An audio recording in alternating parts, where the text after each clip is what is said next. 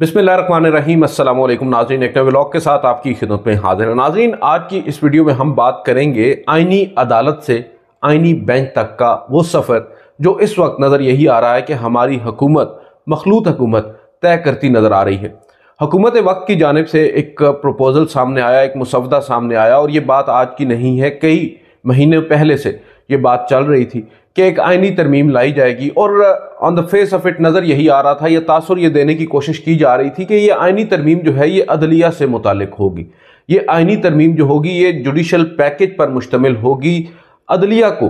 किसी भी तरीके से कंट्रोल करने या अदलिया को कमज़ोर करने के लिए बहुत से लोग ये मानते हैं कि ये आईनी तरमीम लाए जाने का सोचा गया। और उसके ऊपर बाद अज़ां ज़राए से इतलात भी आती रही, मुसवदे भी तैयार होते रहे, मगर इस दौरान ये भी मालूम हुआ कि शायद जो पूरी पिक्चर है वो नहीं दिखाई जा रही। ये मामला सिर्फ अदलिया या जुडिशल पैकेज से मुतालिक नहीं है। ये मामला सिर्फ जनाब काजी फायद ईसा साहब को 3 साल मजीद एक्सटेंड करने, उनको तोसी देने का नहीं है, ना ही जजेस साहिबान की जो रिटायरमेंट एज है उसको 65 से 68 साल करने तक ये मामला महदूद है। इसके अलावा भी बहुत से मामलात थे जो पसे पर्दा थे, मगर उन पर बात नहीं हो रही थी। बहुत से लोग ये मानते हैं कि ये आईनी तरमीम जो है इसमें मुख्तलिफ जो चीज़ें हैं वो लाई जा रही हैं। आइन को तब्दील करने के मुतरादिफ बहुत सी बातें हो रही हैं। बुनियादी ढांचा जो है आइन का वो तो चले अदलिया की आज़ादी से ही डायरेक्टली हमें नज़र आ रहा है कि किस कदर मुताबिकत नहीं खाता ये जो आइन में तरमीम की जा रही है। इससे तो अदलिया की आज़ादी हो या आपकी पार्लियामेंट्री जो डेमोक्रेसी है वो ही इंटैक्ट नहीं रहते इस आइनी तरमीम के पास हो जाने की सूरत में, जिस तरह अदलिया को दबाव में डाला जा रहा है। मगर यहाँ पर नाज़रीन जो चीज़ जो एक डिस्टिंक्शन है वो ये है कि सिर्फ मामला अदलिया का नहीं है, ये जुडिशल पैकेज का नहीं है। कुछ और भी स्टेक होल्डर्स हैं जिनकी कुछ ख्वाहिशात हैं, जिन्होंने इस मुल्क में इनडायरेक्टली हमेशा हुक्मरानी की है और वो हुक्मरानी करते रहें। इस बात को यकीनी बनाने के लिए कुछ चीज़ें भी बताया जाता है इस आइनी मुसवदे में शामिल हैं जो अभी तक मंजर आम पर नहीं आई। बदकिस्मती हमारे मुल्क में आप ये देख लें कि गुज़िश्ता रात मौलाना फजल रहमान को हम सुन रहे थे। मौलाना फजल रहमान साहब के हवाले से कल तक ये खबरें उड़ाई जा रही थी कि शायद उनके मामलात हुकूमत के साथ तय पा चुके हैं। आइनी तरमीम के मामले पर हुकूमत मौलाना फजल रहमान साहब को रजामंद करने पर, कायल करने पर कामयाब हो चुकी है और अब आइनी तरमीम तो होकर ही रहेगी। मगर बाद अज़ा हमने देखा मौलाना फजल रहमान साहब के जो बयानात आए, जो उन्होंने तकारीर की, बड़ी सख्त की, बिलखसूस जो उन्होंने बिलावल भुट्टो जरदारी, आसिफ अली जरदारी, नवाज शरीफ और ओवरऑल हमारी फ़ौज इस्टेब्लिशमेंट सबको आड़े हाथों लिया। और जो मौजूदा असम्बलियाँ हैं उन्होंने इस हवाले से भी खुलकर बात की और कहा कि ये धांधली ज़दा इंतखाबात के नतीजे में मुंतखब या चुनतखब होकर आए हैं। और फिर उन्होंने इस्टेब्लिशमेंट को भी ललकारा बाकायदा तौर पर, और ये कहा कि हमें कहा जाता है कि हमने धांधली नहीं की। भाई वो कहते हैं कि मेरी दाढ़ी जब मैं सियासत में आया था काली थी, अब पूरी की पूरी सफ़ेद हो गई है और मैं ये सब कुछ देख कर ही यहाँ पर देख ही रहा हूँ एक तवील अरसा से। तो मुझे आज ये नहीं कहा जा सकता कि हमने धांधली नहीं की, क्योंकि धांधली करने की जो सकत है, जो ताकत है, वो सिर्फ आपके पास है, बाकी कोई कुछ कर नहीं सकता। तो ये जो बातें मौलाना फजल रहमान साहब ने कल पब्लिकली की हैं, इनमें बहुत से पैगामात हैं। एक जानिब तो ये भी कुछ लोगों का मानना है कि शायद मौलाना फजल रहमान साहब ने जो अब एक नया शेड्यूल दिया है, आज उनकी बिलावल भुट्टो जरदारी साहब से कराची में मुलाकात है और कल बताया जा रहा है नवाज शरीफ साहब से लाहौर में उनकी मुलाकात है। तो शायद मौलाना फजल रहमान साहब अब एक बतौर एक घाघ सियासतदान के अपना जो वक्त है उसको बड़े भरपूर अंदाज में इस्तेमाल कर रहे हैं और इसको मामले को मज़ीद तूल देने की कोशिश कर रहे हैं, इसको तवालत देने की कोशिश कर रहे हैं। इस मामले को ज़्यादा जल्दी आइनी तरमीम होने के बजाय वो चाह रहे हैं कि थोड़ा सा वक्त लिया जाए और 25 अक्टूबर के करीब करीब ही जाकर अगर कुछ करना है हुकूमत ने तो वो कर पाए, ताकि विंडो बहुत महदूद हो, बहुत छोटी हो। ये वो चीज़ें हैं जिनसे नज़र ये आ रहा है कि मामलात अभी भी हुकूमत के कंट्रोल में नहीं आए, बावजूद इसके कि बिलावल भुट्टो जरदारी साहब ने बारहा कोशिश की, एक बड़ा सख्त और जहराना अंदाज उन्होंने अपनाया जजेस के हवाले से। गो कि ये भी हम सबको मालूम है कि जो मौजूदा जजेस साहिबान हैं इनमें से अक्सरियत ने हमेशा पार्लियामेंट्री डेमोक्रेसी को फ़रोग दिया है, उसके हक़ में फ़ैसले दिए हैं। इवन दो आज जो ज़ेर अताब हमें नज़र आ रहे हैं जनाब जस्टिस मंसूर अली शाह, वो वाइस जज हैं जिन्होंने हमेशा डेमोक्रेसी को, हमेशा पार्लिमान को बालादस्त समझा है और आइन के ऊपर फैसले दिए हैं, और पाकिस्तान तहरीक इंसाफ के हवाले से उनका कोई सॉफ्ट कॉर्नर भी हमें नज़र नहीं आता। उन्होंने आज तक हम उनका एक ट्रैक रिकॉर्ड अगर देख लें तो कोई ऐसा फैसला उन्होंने नहीं दिया जिससे ये कहा जा सके कि ये पाकिस्तान तहरीक इंसाफ को इन्होंने रिलीफ दिया है। जैसा कि बहुत से दीगर जजेस साहिबान के बारे में एक तासुर आम है कि ये फ़लाँ सियासी जमात की जानिब इनका टिल्ट है, फ़लाँ का नून की जानिब, फ़लाँ का PTI की जानिब, फ़लाँ के पीपल्स पार्टी की जानिब। जस्टिस मंसूर अली शाह के हवाले से ये बात नहीं की जा सकती। बावजूद इसके क्यों कर बिलावल भुट्टो जरदारी, जो उनके नाना के साथ हुआ या उनकी वालदा के साथ इन्हीं अदालतों ने किया, और माजी करीब में जस्टिस इफ्तिखार चौधरी हों, जस्टिस साकिब निसार हों, जो कुछ उन्होंने किया उसका मलबा इन जजेस साहिबान पर क्यों गिराया जा रहा है, ये बात समझ से बालातर है। अब बात बज़ाहिर नज़रिया आ रहा है कि नज़रियात तो कहीं पीछे रह गए हैं, अब बात ज़िद और अनाद की आ चुकी है, और उस ज़िद और अनाद में आइन का बेड़ा गर्क करने का सोच लिया है हमारी हुकूमत ने। और इस ज़मन में हम देख रहे हैं मौलाना फजल रहमान साहब का किरदार बड़ा अहम है। आज बहुत से लोग ये सवाल कर रहे हैं कि मौलाना को आखिर क्या हो गया है। उनके हवाले से तो कल तक अजीब अजीब इस्तिलाहें इस्तेमाल की जाती थी। अभी मैं पढ़ रहा था, ईसा नकवी साहब ने एक थंबनेल लगाया कि मौलाना डीजल से अर्के गुलाब तक का सफ़र, और ये अब वाकई में ये वो वजह नज़र आती है कि जो मौलाना साहब के साथ एक रवैया रखा जा रहा था और उनके ऊपर जिस तरह की तनकीद की जा रही थी, उस सब के बावजूद जब मौलाना फजल रहमान साहब ने एक स्टैंड लिया, एक स्टांस लिया आइनी पैकेज, आइनी तरमीम के ऊपर, तो फिर उन्हीं तमाम नाक़दीन ने जो कल तक उन पर तनकीद कर रहे थे, ज़ाती नोयत के हमले कर रहे थे, उन्हें अपने सर पर बिठा लिया और उन्हें बाकायदा तौर पर इज़्ज़त दी, और उनको एक ऐसे मकाम पर ले आया गया है कि अब मौलाना फजल रहमान साहब के लिए वहाँ से पीछे हटना बड़ा मुश्किल हो चुका है। क्योंकि जो पॉपुलैरिटी होती है वो सियासतदानों के लिए कोई मामूली चीज़ नहीं होती, उनके लिए मिराज होती है। पॉपुलैरिटी जब उनको मिल जाए तो उनकी हत्तल इम्कान कोशिश होती है कि ये जो ग्राफ है ये कम से कम अब नीचे ना आए। क्योंकि मौलाना फजल रहमान साहब को आपने देखा 8 फरवरी के इंतखाबात में जो हशर उनके साथ हुआ, दीगर सियासी जमातों की तरह अपने हलकों से भी वो कामयाब नहीं हो सके। उसके बाद एक उन्होंने, आप कह सकते हैं कि जो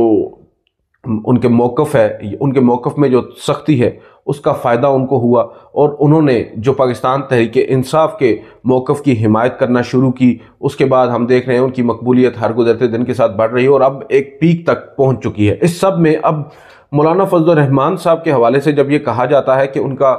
कुछ पता नहीं है कि वो कल हुकूमत के साथ डील कर लें, डील करना उनके लिए बहुत आसान होगा, मगर उस डील के जो इफ़ेक्ट्स हैं वो मौलाना फजल रहमान साहब को भी नज़र आ रहे हैं। जो रेपरकशंस उनको फेस करना पड़ सकते हैं, जो आज वो पॉपुलैरिटी इंजॉय कर रहे हैं वो कल उनको नहीं मिलेगी, बल्कि उल्टा इसके अगेंस्ट उनको बहुत सी मुश्किलात का सामना करना पड़ सकता है। क्योंकि बहुत से लोगों का ये मानना है कि आज जिस मौक़िफ़ पर मौलाना फजल रहमान डट खड़े हुए हैं, उनका जो वोट बैंक उनसे टूट गया था वो भी अब काफ़ी हद तक दोबारा वापस आ चुका है। और अब अगर मौलाना फजल रहमान साहब दोबारा से अपने मौक़िफ़ में तब्दीली लेकर आते हैं और हुकूमत के साथ हाथ मिला लेते हैं, PTI को बीच में धार के छोड़ देते हैं और सुप्रीम कोर्ट ऑफ पाकिस्तान की जो इंडिपेंडेंस है उसके ऊपर कॉम्प्रोमाइज़ कर लेते हैं, तो फिर मौलाना फजल रहमान साहब का अपने हलके में जाना भी दुश्वार हो जाएगा। ये सब वो बातें हैं, क्योंकि कहा जाता है कि उनको फ़लाँ ओहदा दिया जाएगा, उन्हें फ़लाँ वजारत दे दी जाएगी। इन वजारतों से उनकी सियासत तो नहीं बचती, उनकी आइंदा आने वाली नस्लों की सियासत तो नहीं बचती। तो ये वो स्टेक्स हैं जो मौलाना फजल रहमान साहब के हैं और जो बड़े हाई हैं, और इसी वजह से हम देख रहे हैं कि हर गुजरते दिन के साथ उनके जो लबो लहजा है उसमें लचक नहीं दिखाई दे रही, उसमें मज़ीद करख्तगी, मज़ीद सख्ती नज़र आ रही है। तल्ख बातें वो कर रहे हैं और शायद अब उन्हें मालूम है कि उनके बग़ैर आइनी तरमीम मुमकिन नहीं है। अगर आइनी तरमीम मुमकिन हो भी जाए, अगर जो मेरी इतलात के मुताबिक नंबर्स पूरे नहीं है मौलाना फजल रहमान साहब की अदम मौजूदगी में, उनकी रजामंदी के बग़ैर या उनकी शमूलियत के बग़ैर नंबर्स तो पूरे नहीं है। अगर नंबर्स पूरे कर भी लिए जाएँ, हॉर्स ट्रेडिंग जैसे भी आप कर लें, पैसे देकर वोट ख़रीद लिए जाएँ, जैसे भी जो इल्ज़ामात लगते हैं, तो ये जो क्रेडिबिलिटी है इन आइनी तरामीम की, गो कि आज ये तासुर है कि हुकूमत को आज की तारीख में किसी क्रेडिबिलिटी की तो वो मुताज ही नहीं है, टेंशन ही नहीं है। लेकिन फिर भी जब मामला कोर्ट ऑफ लॉ में आता है तो फिर बहुत सारी चीज़ें बहुत सी चीज़ें ऐसी होती हैं जिन पर गौर किया जाता है। तो ये वो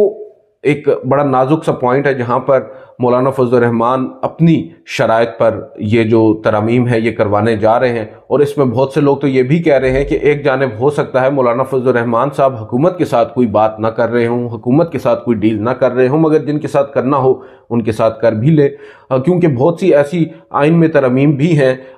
کچھ ایسی بھی تبدیلیاں ہیں کہ جو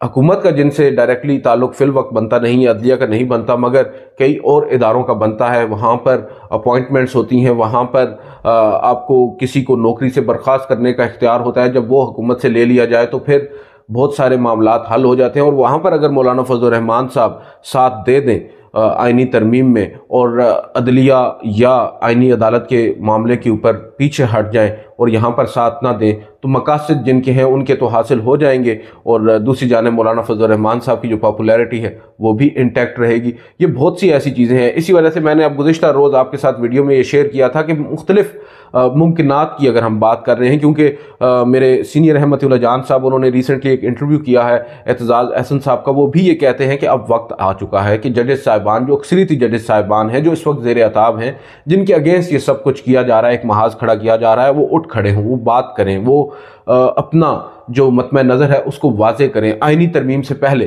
جہاں تک میری انڈرسٹینڈنگ تھی یا میرا جو مطمع نظر تھا، میں یہ سمجھتا ہوں کہ شاید اگر وہ آج تک خاموش ہیں تو وہ آئینی ترمیم کے ہونے سے پہلے تک خاموش ہی رہیں گے، اور آئینی ترمیم ہونے تک شاید وہ انتظار کریں، ہونے کے بعد ممکنہ طور پر وہ ایک کورٹ میں بیٹھ کر اس آئینی ترمیم کو معطل کر دیں، اور وہاں تک معطل کریں جہاں تک تعلق عدلیہ کی آزادی کا ہے، کانسٹیٹیوشنل کورٹ کا ہے، اور دیگر تمام تر نکات جو ہیں وہ اسی طرح انٹیکٹ رہیں، ان کے اوپر ترمیم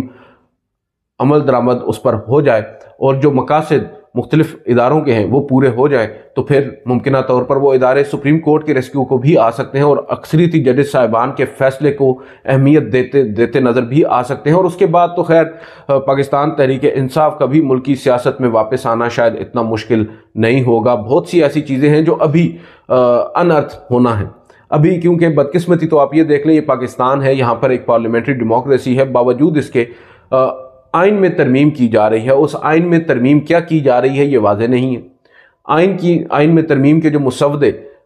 جو ہیں وہ جاری کیے گئے ہیں، وہ شیئر کیے گئے ہیں، ان کے کچھ نکات شیئر کیے گئے ہیں، پاکستان پیپلز پارٹی ہو یا نون لیگ ہو، مگر بتایا یہی جا رہا ہے، ذرائع یہ دعویٰ کر رہے ہیں کہ وہ پوری پکچر نہیں دکھا رہے، ان میں بہت سی ایسی چیزیں ہیں جو ابھی تک پبلک نہیں کی گئیں۔ کیوں نہیں کی گئیں یہ مجھے بھی معلوم ہے، آپ کو بھی معلوم ہے۔ تو اس تمام تر ضمن میں اب اگر ہم، کیونکہ میری تو جو میرا فوٹے ہے وہ کورٹس ہیں یا سپریم کورٹ آف پاکستان ہے، تو میں بات کروں گا اس آئینی بینچ کی، کیونکہ آئینی عدالت سے یہ سفر شروع ہوا تھا، اب آئینی بینچ پر اختتام پذیر ہوتا نظر آ رہا ہے۔ آئینی بینچ لیٹ سے اگر اس کے اوپر متفق ہو جاتے ہیں اور آج کر لیا جاتا ہے قائل بلاول بھٹو زرداری کو بھی مولانا فضل الرحمان صاحب کی جانب سے کہ ایک آئینی بینچ تشکیل دے دیا جائے، چاہے وہ 5 رکنی ہو یا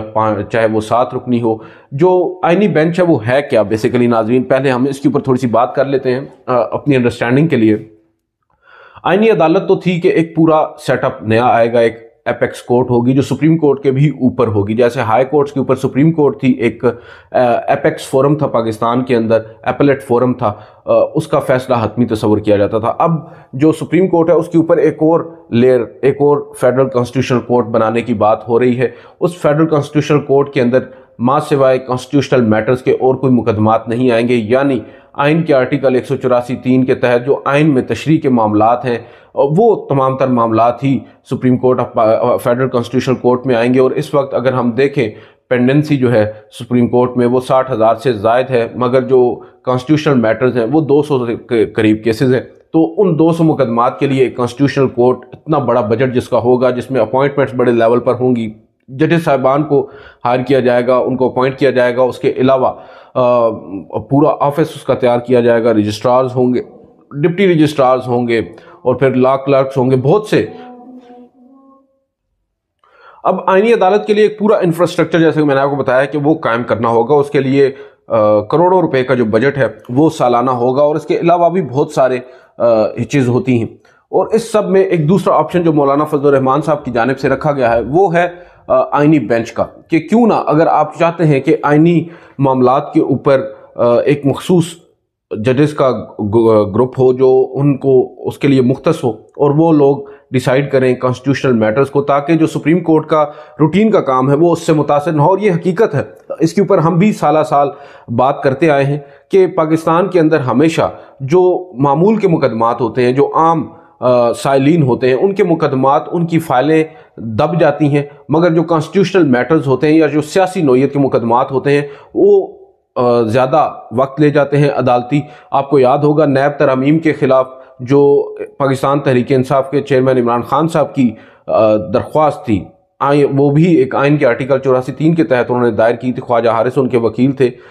जो नैब तरमीम में। आपको याद होगा 55 समाअतें हुई थी और तकरीबन 1 साल से ज़ायद वो मुकदमा सुप्रीम कोर्ट ऑफ पाकिस्तान में चला था। इंतहाई गैर ज़रूरी तौर पर इतनी लेंथी समाअत पाकिस्तान में की गई और ये मामूल है, सुप्रीम कोर्ट में ऐसा ही होता है और जजेस साहिबान से कोई पूछता नहीं है। चीफ जस्टिस थे उस वक्त उमर अता बंदयाल साहब, उनके साथ मंसूर अली शाह थे, जस्टिस इजाजुल एहसन थे। उनसे किसी ने नहीं पूछा कि भाई क्यों कर आप इतना वक्त ज़ाया कर रहे हैं एक मुकदमे के ऊपर जो 3 से 4 समाअतों में मुकदमा कंक्लूड हो जाना चाहिए, उस मुकदमे के ऊपर हमारे यहाँ साल लग जाते हैं। तो ये बदकिस्मती है। और इसी तरह इस मामले के ऊपर हमेशा से तनकीद होती रही है कि भाई इन सियासी मुकदमात की वजह से आम साइल क्यों मुतासिर हो, उसके मुकदमात क्यों कर समाअत के लिए मुकर्रर नहीं होते। ये हकीकत है, हम इससे आंखें नहीं चुरा सकते। अभी रिसेंटली लास्ट वीक भी गालिबन 70 ऐसे मुकदमात निपटाए हैं जस्टिस जमाल खान मंदोखेल के बेंच ने, जिसमें जस्टिस शहजाद मलिक भी हैं, जस्टिस मुसरत हिलाली साहिबा भी हैं, जिसमें मोस्टली लोग जो है वो ऑलरेडी या तो दुनिया से इंतकाल कर चुके हैं या फिर ऑलरेडी वो रिहा हो चुके हैं, मगर उनकी जो अपीलें हैं वो अब जाकर सुप्रीम कोर्ट में समाअत के लिए मुकर्रर हो रही हैं और ये तकरीबन अब एक प्रैक्टिस बन चुकी है। सैकड़ों की तादाद में ऐसे लोग मौजूद हैं जेलों के अंदर जिनकी अपीलों पर सुनवाई नहीं हो रही, उनको जो सजाएं हैं वो कब की वो पूरी कर चुके हैं। कई तो दौराने कैद उनका इंतकाल भी हो चुका है, रिपोर्ट हो चुकी हैं चीज़ें। मैं आपको ये जो बात बता रहा हूँ ये लास्ट वीक की है कि तकरीबन 70 के करीब ऐसे केसेस थे। अब इसमें एक जानिब हम तनकीद करते हैं सुप्रीम कोर्ट ऑफ पाकिस्तान पर, दूसरी जानिब फिर हम ये नहीं देखते कि भाई गैर ज़रूरी जो लिटिगेशन सुप्रीम कोर्ट में की जाती है, जो गैर ज़रूरी दरख्वास्तें सुप्रीम कोर्ट में लाई जाती हैं हुकूमतों की जानिब से अपने डिस्प्यूट्स को हल करने के लिए, तो उससे बहुत ज़्यादा मुतासिर होता है अदलिया का काम। और इस ज़मन में ये आर्ग्यूमेंट दुरुस्त है कि ये जो सियासी मुकदमात हैं या जो आइनी तशरीह के मामलात हैं इनके ऊपर अलग से बेंच होना चाहिए, मगर वो बेंच होना चाहिए। अब उसमें आइनी अदालत अलग से बना लेना it's a big thing. Pakistan जैसे मुल्क में जो एक बड़ा गरीब मुल्क है, हम कर्जे मांग रहे हैं लोगों से और दूसरी जानिब हमारी जो प्रायोरिटीज़ हैं वो आप सबके सामने। यहाँ पर सबसे आसान हल जो दिया है मौलाना फजल रहमान ने, बड़ा प्रैक्टिकल वो एक आप कह सकते हैं कि सजेशन है, एक आइनी बेंच तश्कील दे दिया जाए। आपको उसके लिए कोई इजाफी जजेस अपॉइंट करने की भी ज़रूरत नहीं है। सुप्रीम कोर्ट के 5 लेट से सीनियर तरीन जो जजेस साहिबान हैं इंक्लूडिंग चीफ जस्टिस, अब लेट से 25 अक्टूबर के बाद चीफ जस्टिस होते हैं जस्टिस मंसूर अली शाह, उसके बाद कौन कौन होगा जो उस, अगर 5 रुकनी कॉन्स्टिट्यूशनल बेंच बनाया जाता है तो कौन कौन से जजेस होंगे उसमें, क्योंकि तजवीज़ तो ये भी है कि तमाम सूबों की नुमाइंदगी होना चाहिए। तो अगर हम आज देख लें कि सिर्फ सीनियरिटी के असूल को मद्देनज़र रखकर कि 5 कौन से जजेस होंगे जो उस कॉन्स्टिट्यूशनल बेंच का हिस्सा होंगे, उनमें आते हैं सबसे पहले justice Mansoor Ali Shah, justice Munib Akhtar, justice Yahya Afridi, justice Aminuddin Khan और जस्टिस जमाल खान मंदोखेल। अब देखें जस्टिस मंसूर अली शाह साहब का ताल्लुक़ है पंजाब से, जस्टिस मुनीब अख्तर का ताल्लुक़ है कराची से, सिंध से, जस्टिस याया अफरीदी का ताल्लुक़ है खैबर पख्तूनख्वा से, जस्टिस अमीनुद्दीन खान का ताल्लुक़ है मुल्तान पंजाब से और फिर जस्टिस जमाल मंदोखेल का ताल्लुक़ है बलूचिस्तान से। तो इसमें आपके जो चारों सूबे हैं उनकी नुमाइंदगी हो चुकी। आपको अब इसके अलावा कोई ऐसा बेंच बनाने की भी ज़रूरत नहीं है कि जिसमें आप कहें कि पहले 5 जजेस ना हो, हमने क्योंकि तमाम सूबों को नुमाइंदगी देनी है। तो इसमें पंजाब की भी नुमाइंदगी हो चुकी है, इसमें सिंध की भी हो चुकी है, खैबर पख्तूनख्वा की भी हो चुकी है और اس کے علاوہ بلوچستان کی نمائندگی بھی ہو چکی ہے. تو یہ 5 ججز پر مشتمل جو کانسٹیٹیوشنل کورٹ ہے, یہ کانسٹیٹیوشنل بینچ ہے, یہ اگر مختص کر دیا جائے ہفتے میں 2 دن کے لیے لیٹ سے, یا ایون سیچرڈیز کو بھی, ویسے تو ہمارے ہاں ججز صاحبان کہتے ہیں کہ ہم سیچرڈیز کو بھی کام کرتے ہیں, چیمبر میں کام کرتے ہیں, تو کیوں نہ ہفتے کے روز یہ کانسٹیٹیوشنل بینچ بیٹھے. اتنے زیادہ مقدمات بھی نہیں ہوتے, صرف 2 سے 2.5 گھنٹوں کے لیے اگر ہفتے میں 1 یا 2 دن یہ بینچ بیٹھ جائے تو تمام تر جو پینڈنسی ہے اس پر کنٹرول کیا جا سکتا ہے. کیونکہ جب کانسٹیٹیوشنل میٹرز ایک پرٹیکولر بینچ کے سامنے آئیں گے اور دیگر تمام تر بینچز جو روٹین میں بیٹھتے ہیں وہ دیگر تمام تر جو اپیلیں ہیں, جو درخواستیں ہیں, ان پر سماعت کریں گی, تو یہ پینڈنسی آٹومیٹیکلی ختم ہو جائے گی, اس میں زیادہ وقت نہیں لگے گا. جہاں تک تعلق ہے کانسٹیٹیوشنل کورٹ کا, تو وہ زیادہ فیزیبل لگتا بھی نہیں ہے اور زیادہ دیر ٹکنے والا بھی وہ آئیڈیا لگتا نہیں ہے. اب یہاں پر بات ہو رہی ہے کہ اگر یہ کانسٹیٹیوشنل بینچ بنتا ہے 5 ججز پر مشتمل, تو یہ کیا حکومت کے لیے ایکسیپٹیبل ہوگا؟ کیونکہ آج کل تو آپ کو معلوم ہے, یہ بھی ایک اصطلاح عام ہے کہ ہم خیال بینچ یا پھر حکومتی فیوریٹ بینچ یا حکومتی فیوریٹ نہ ہونے والا بینچ. اس میں آپ دیکھ لیں جسٹس منصور علی شاہ کو اگر ہم ایڈ کریں, اس کو بینچ کا ہیڈ بنائیں, جسٹس منصور علی شاہ کے بارے میں گو کہ آج یہ تاثر عام ہے کہ وہ پاکستان تحریک انصاف کے لیے سافٹ کارنر رکھتے ہیں, مگر میں بھی جانتا ہوں, آپ بھی جانتے ہیں, حکومت بھی جانتی ہے کہ ان کے ساتھ کوئی رومانس نہیں ہے. اس کے علاوہ جسٹس منیب اختر کے بارے میں یہ ضرور کہا جاتا ہے کہ جسٹس منیب اختر کا تعلق یا ان کا جو ٹلٹ ہے وہ ٹورڈز پاکستان تحریک انصاف ہے, مگر ڈپٹی اسپیکر قاسم سوری کی رولنگ, اس کو جو انہوں نے سیٹ اسائڈ جب سپریم کورٹ آف پاکستان نے کیا تھا, تو I must say credit goes to justice Munib Akhtar. اس وقت کے چیف جسٹس اور جسٹس اعجاز الاحسن کے بارے میں یہ کہا جاتا ہے کہ وہ کنونس نہیں تھے, وہ فریش الیکشنز کی طرف جانا چاہتے تھے, مگر میری اطلاعات یہ ہیں کہ justice Munib Akhtar was the one جنہوں نے انسسٹ کیا کہ ہمیں یہ فیصلہ دینا ہوگا, ادروائز فیصلہ جو ہے وہ آئین کے خلاف ہو سکتا ہے. جسٹس منیب اختر ہیں, اس کے بعد جسٹس یحییٰ آفریدی ہیں, جن کے بارے میں کوئی یہ دعویٰ نہیں کر سکتا. میں سپریم کورٹ کو کور کر رہا ہوں, کئی سال ہو چکے ہیں, واحد ایک جج مجھے نظر آئے ہیں جن کے بارے میں ہم یہ بھی کہہ سکتے ہیں کہ وہ جو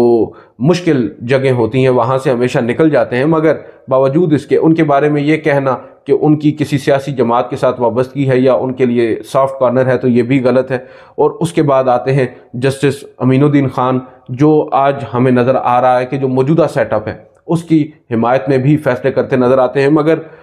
ہمیشہ سے ہم نے دیکھا کہ وہ فیصلے اپنے فیصلوں کے ذریعے بولتے ہیں, آپ ان کے فیصلوں پر تنقید کر سکتے ہیں. دوسری جانب جو آخر میں آتے ہیں جسٹس جمال خان مندوخیل صاحب. جسٹس جمال خان مندوخیل صاحب بھلے جسٹس قاضی فائصل صاحب کے کیمپ سے ہیں, اور ایک تاثر ہے ان کے ساتھ, وہ جج رہے ہیں بلوچستان ہائی کورٹ میں, اور حکومت ان کے اوپر کافی حد تک اعتبار کرتی ہے, کیونکہ ہماری تو یہ بھی اطلاع ہے کہ حکومت کی خواہش تھی اگر قاضی صاحب نہیں تو پھر جسٹس امین الدین خان یا جسٹس جمال خان مندوخیل میں سے کسی ایک کو چیف جسٹس لگایا جا سکتا ہے. تو آپ اندازہ لگا سکتے ہیں اس پورے, اگر یہ کانسٹیٹیوشنل بینچ تشکیل دے دیا جاتا ہے, اور اگر 5 ججز پر مشتمل یہ کانسٹیٹیوشنل بینچ تشکیل دے دیا جاتا ہے, تو پھر بھی حکومت کو کوئی مشکل مجھے ہوتی نظر نہیں آ رہی. جو اکثریت ہے ان ججز صاحبان کی وہ انڈیپینڈنٹ مائنڈ والے ججز صاحبان ہیں, اور ایسی کوئی بات نہیں ہے کہ حکومت کو ان سے خائف ہونا چاہیے. ایک بڑا آپ کہہ سکتے ہیں بیلنس قسم کا بینچ نظر آتا ہے آن دا فیس آف اٹ. تو یہ تمام تر وہ چیزیں ہیں. دیکھتے ہیں اب مولانا فضل الرحمان صاحب مزید آگے کیا کرتے ہیں. اگلی ویڈیو میں ہم بات کریں گے جو آج کراچی میں ایک بہت بڑا اکٹھ ہونے جا رہا ہے. میرے دوست اسد علی طور صاحب وہ وہاں پر گئے ہیں, کہہ رہے تھے وہ براہ راست دکھائیں گے اپنے یوٹیوب چینل پر آج کا جو کنونشن ہے, کیونکہ یہ کنونشن بہت امپورٹنٹ ہے, بہت سگنیفیکنٹ ہے. بڑے سینئر ورکنگ جو آپ کہہ سکتے ہیں لائرز ہیں, جو پروفیشنل لائرز ہیں, منیر ملک وغیرہ, بیرسٹر صلاح الدین, فیصل صدیقی, جن کا تعلق کراچی سے, ایون لاہور سے بھی بتایا جا رہا ہے بڑے سینئر وکلاء وہاں پر جا رہے ہیں ان کی دعوت پر. آج کا جو کنونشن ہے یہ حتمی بھی ہو سکتا ہے اور یہ بڑا فیصلہ کن ہو سکتا ہے. اس میں باقاعدہ طور پر حکومت کو ایک پیغام دیا جا سکتا ہے. وہ پیغام جو کچھ روز قبل حامد خان صاحب کے قیادت میں اسلام آباد کے اندر کنونشن میں دیا گیا تھا, اس سے بھی بڑا کنونشن آج دیکھا جا رہا ہے, اور اس پر تمام تر نظریں ہیں. یہ بڑا فیصلہ کن ہوگا. دیکھتے ہیں آج یہ ججز وکلاء کیا کہتے ہیں. میری انڈرسٹینڈنگ کے مطابق انہوں نے جسٹس منصور علی شاہ صاحب کا نوٹیفیکیشن جلد کرنے کا مطالبہ کرنا ہے اور آئینی ترمیم کو مسترد کرنا ہے, آئینی عدالت کو مسترد کرنا ہے. دیکھتے ہیں, آپ سے اگلی ویڈیو میں اس پر بھی تفصیل سے بات کریں گے. اجازت دیجیے, اللہ حافظ.